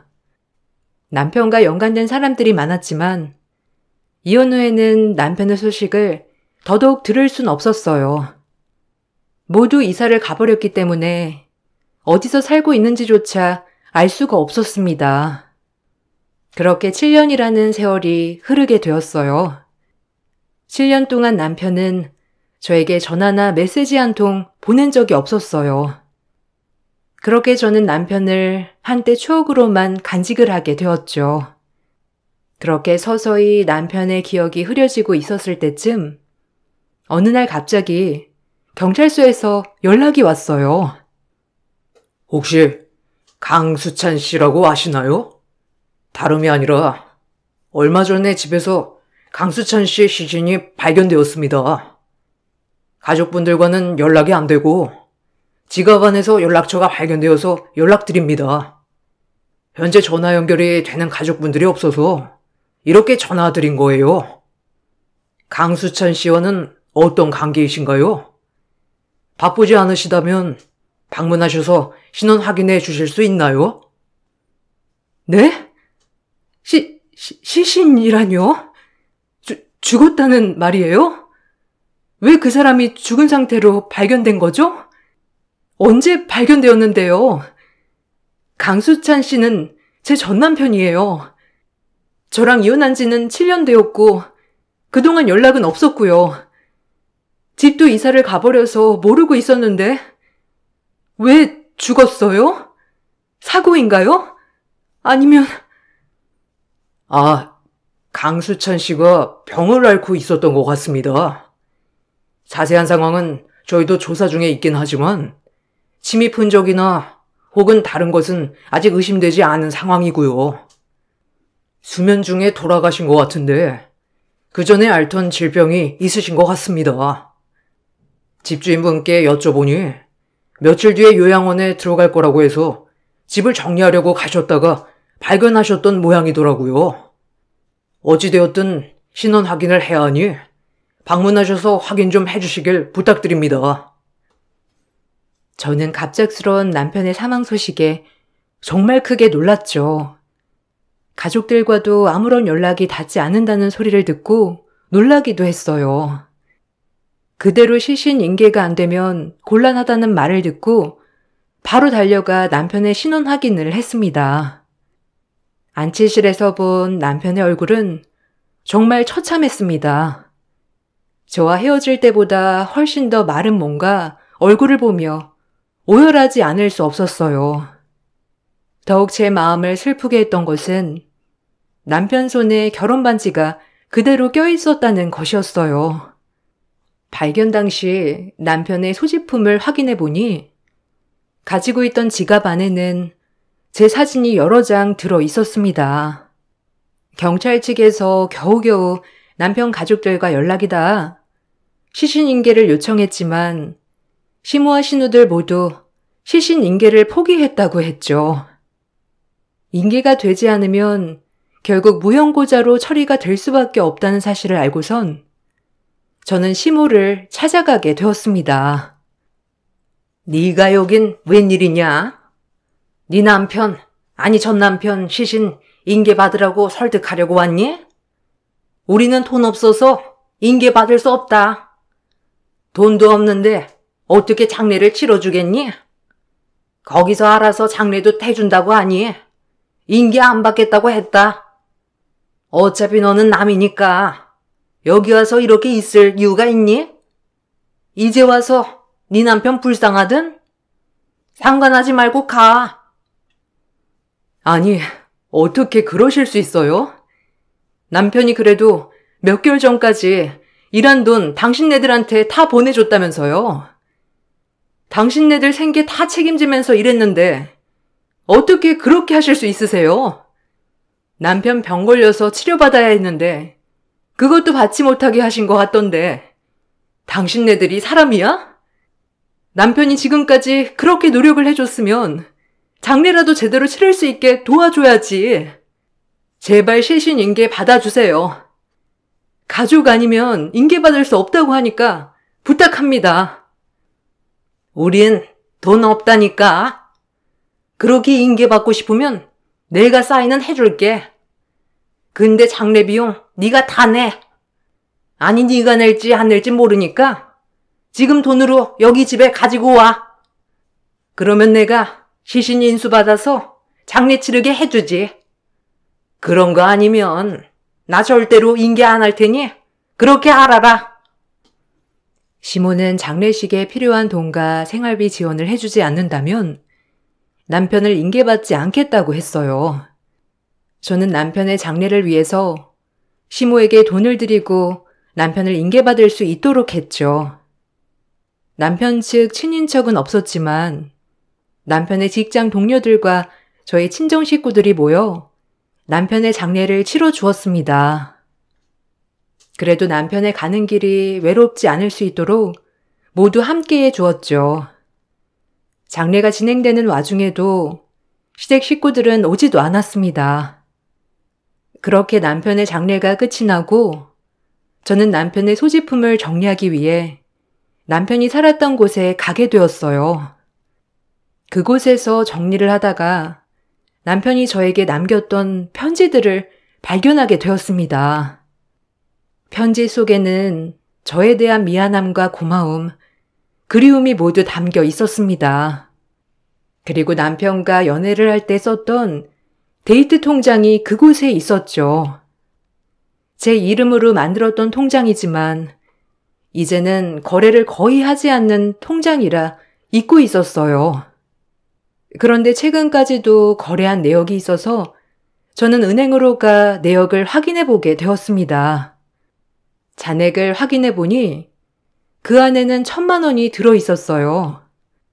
무슨 일인가 싶었던 순간에 남편의 보험사에서 전화가 왔습니다. 바로 사망보험금 수령 안내 전화였어요. 강수찬 씨 보험 담당자입니다. 강수찬 씨 사망보험금 수령인이셔서 연락드렸습니다. 서류 안내해 드릴 테니 첨부하시고 보험금 받아가시면 됩니다. 강수찬 씨가 가입을 했던 보험이 좀 있는데 내역은 다 알고 계시나요? 모든 보험금 수령자가 고객님으로 되어 있는 상태라서 아마 한번 확인을 해보시는 것이 좋을 것 같습니다. 네? 어떻게 제가 보험 수령인인가요? 저는 7년 전에 이혼해서 이미 남남인데요. 그런데 제가 받아도 되는 건가요? 다 제가 수령인으로 되어 있다는 소리는 무슨 소리인가요? 저는 그런 말 들은 적이 없었는데요. 아, 강수찬 씨가 가입하실 때 사모님 이름이라고 말씀하셨는데 이혼하신 상태셨군요. 어쨌든 가입하신 강수찬 씨가 수령인으로 고객님 정보를 주셨기 때문에 그렇게 되어 있습니다. 하나가 아니라 몇 개 있는데 고객님께서 한번 보시는 게 좋으실 것 같네요. 궁금하신 사항은 방문하시면 자세하게 내용 안내해 드리겠습니다. 남편은 모든 보험금의 수령인을 저로 지정을 해두었다고 했어요. 여기에 매달 월급에서 일부를 저와 썼던 데이트 통장에 조금씩 저축을 해두었던 것이죠. 남편이 품 안에 고이 품고 있었던 편지 속에는 그동안의 미안함과 고마움이 담겨 있었습니다. 이렇게라도 저에게 빚을 갚을 수 있었으면 좋겠다면서 마지막 유언을 남겨두었어요. 역시나 남편의 사망보험금이 저에게 수령된다는 소식을 알고선 시모가 찾아왔습니다. 야, 네가 뭔데 우리 아들 죽음값을 받아? 너 우리 아들이랑 못 살겠다고 이혼했잖아. 7년 동안 코빼기도 안 보여놓고서는 이제 와서 죽으니까 보험금을 받아? 너 남남 아니니? 남인데 어떻게 그 보험금을 받을 생각을 해? 양심이 있으면 그거 그대로 우리한테 줘야지. 그거 그냥 가지고 가면 정말 너 도둑놈 심보인 거 알지? 도둑놈 심보는 내가 아니고 당신들이지. 남편 그렇게 아픈 거 뻔히 알면서도 치료비 많이 들까 치료 거부한 거 당신들 아니야? 그동안 번 돈도 거의 당신들 생활비로 가져다 줬다고 하는데 뻔뻔함도 유분수지. 어떻게 이렇게까지 해? 당신들 양심이란 게 있어? 장례식장에 오지도 않았잖아. 거기 찾아온 동료들 다들 한 목소리로 당신들 욕하더라. 월급 다 당신이 가지고 가버려서 남편 라면만 먹고 살았던 적도 있었다고. 투잡까지 왜 뛰냐고 물어보니까 생활비가 없어서 어쩔 수 없다고 말했다고 하더라. 당신이 어떻게 엄마야? 당신이 어떻게 그럴 수가 있어? 그건 걔가 원해서 그렇게 산 거야. 걔가 효자라서 그런 거고 엄마 고생하는 거 싫으니까 그런 거야. 아픈 거 치료하지 말라고 한 적 없다. 그리고 그 치료 비용이 얼마인지는 알고 나한테 이렇게 얘기하는 거니? 우리가 가지고 있는 돈이 있었으면 치료 받으라고 했겠지. 그런데 가지고 있는 것도 없는데 어떻게 치료 받으라고 해? 너야 돈 벌고 부모 건강하니 그런 걱정 안 하겠지만 우리는 먹고 살 길이 걔밖에 없는데 어떻게 여유롭게 살겠어? 치료 못 받아서 죽은 거 아니고 네가 걔 버리고 가서 외로워서 죽은 거야. 양심 없는 것. 아무리 뻔뻔해도 그렇지. 아들 피 다 빨아먹었으면서 이렇게 말할 수가 있다고? 돈 가지고 가고 싶으면 어디 한번 소송해서 가지고 가봐. 근데 당신네 나한테서 이미 돈 뜯어가지 않았어? 장례 비용이며 생활비 명목으로 이미 돈 가지고 갔잖아. 거기다가 장례 비용은 다 내지도 않아서 결국 내가 거의 다 냈고 그거 다 나한테 남아있거든? 소송해서 돈 가지고 가. 근데 나도 당신네들 대신해서 납부한 돈을 어떻게든 청구할 거니까. 시모는 저에게 보험금을 모두 주라며 말을 했지만 뻔뻔한 시모의 태도를 보며 절대로 남편의 보험금을 줘서는 안 된다고 생각이 들었어요.